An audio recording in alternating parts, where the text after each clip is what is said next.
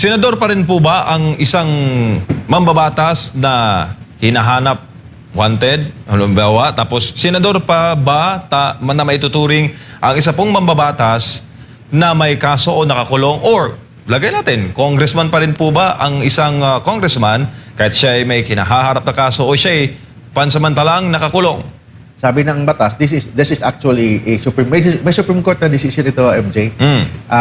This is Zamora versus Caballero. But of course, this is not about the senator or congressman. This is about a city councilor na nasuspended. Nasuspended siya for anong kaso niyon. Basta nasuspended siya.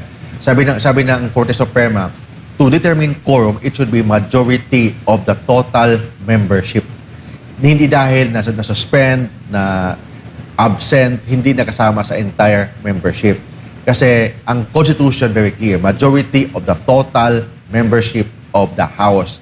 Number one, si Bato de la Rosa, hindi naman was elected and qualified as a senator. Si Jingo Estrada was also qualified and elected as senator. Hindi pa naman suspended silang dalawa. Kahit nga suspended Yes, may nag-argue, may isang abogado yata nagsabi na si Jingo Estrada daw suspended daw. May nakalagay po sa plunder law na pag may pending ka na kaso under plunder, you are suspended, mandatory suspension. But that is, yung mandatory suspension applies only if the court already decides kung yung information or final ng kaso sa court is already judicially determined na valid.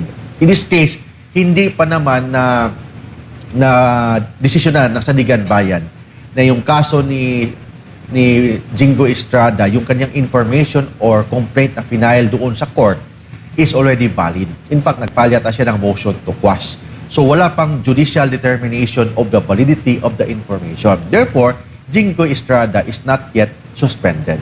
Granting na suspended na si Jingo Estrada, from the word suspension, it is only temporary in nature. Hindi naman yan termination.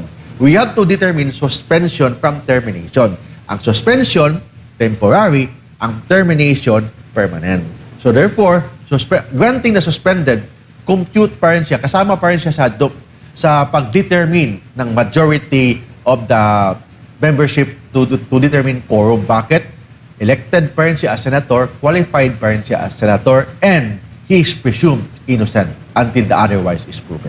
So kung questionin yung internal rules ng Senado, Kuya Mark, kung pwedeng hayaan ang online participation ng mga senador na mayroong ganoong challenge na kinaharap, pwedeng desisyonan yan ng Supreme Court kahit internal rules ng Senado.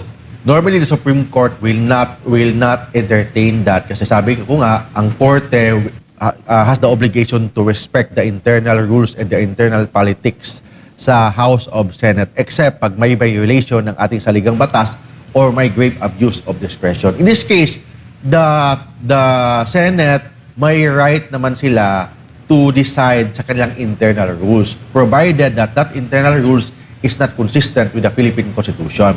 Wala naman nakalagay sa ating Philippine Constitution na physically present ka or through online ka present.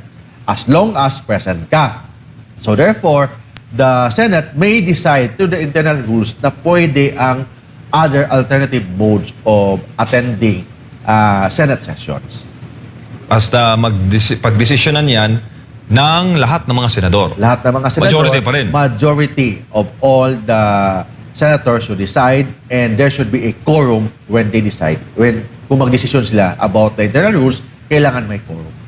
Quorum ng warm bodies present. No, quorum ng entire lahat. Membership present. Thank you, Kuya Marks. Yes. Quorum ng entire membership of the Senate. Yan, sa ating